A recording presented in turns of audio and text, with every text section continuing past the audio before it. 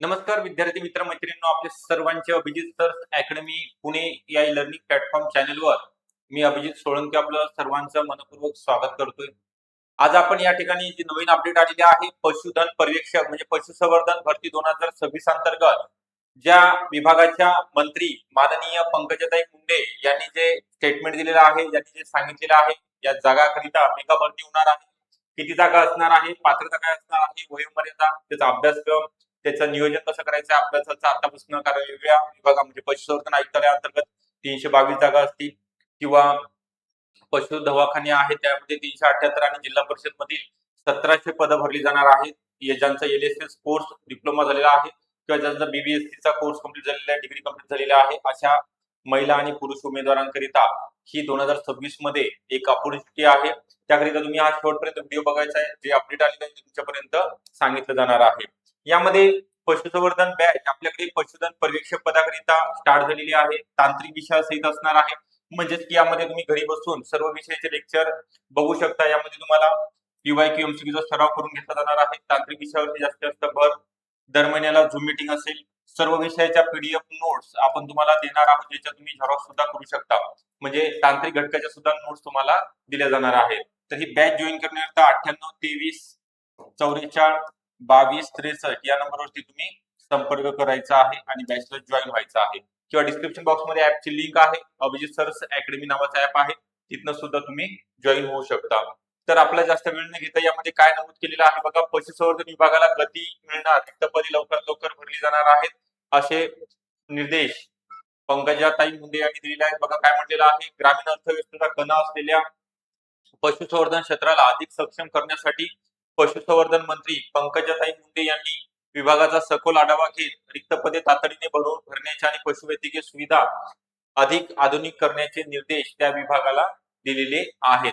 यामध्ये पुढे म्हटलेले बैठकीमध्ये पशुसंवर्धन क्षेत्राला नुकताच मिळालेल्या कृषी क्षेत्राचा दर्जा नंतरच्या अंमलबजावणीचा आढावा घेण्यात आला. या निर्णयामुळे पशुपालकांना कमी क्षेत्रामध्ये अधिक उत्पादन कसं घेता येईल किंवा विविध सवलती कशा देता येतील, कर्ज योजनांचा लाभ कसा मिळणार आहे, याची सुद्धा त्यांनी माहिती दिलेली आहे.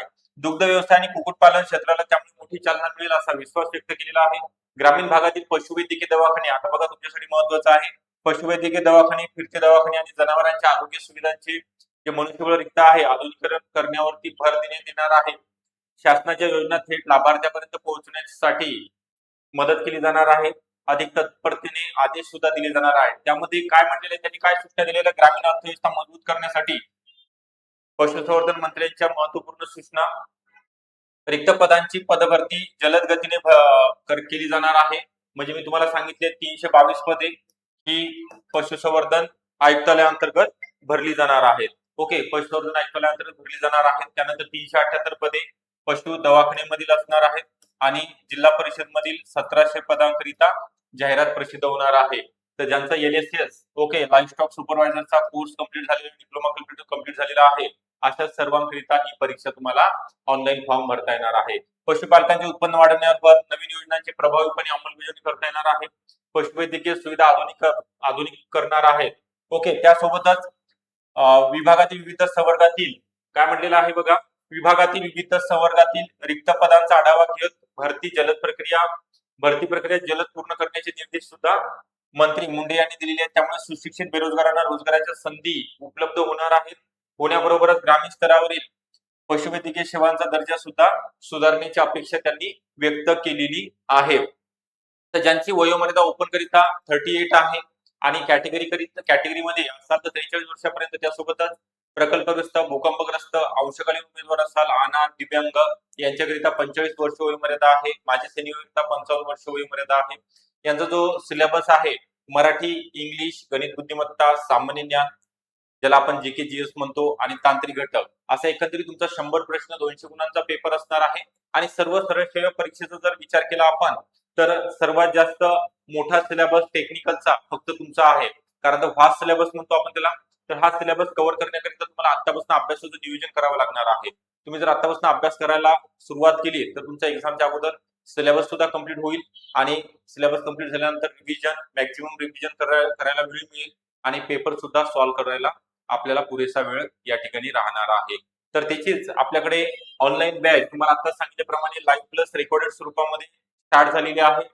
तर या बॅचला तुम्हाला एनरोल करण्याकरिता यामध्ये काय दिलं जाणार आहे, सर्व विषयाचे लेक्चर लाईव्ह प्लस रेकॉर्डेड असणार आहेत. तुमच्या वेळेनुसार तुम्ही कधीही बघू शकणार. इव्हिनिंगच्या टाइम मध्ये लेक्चर असतील. तांत्रिक विषयावरती जास्त भर. दर महिन्याला झूम मीटिंग असेल.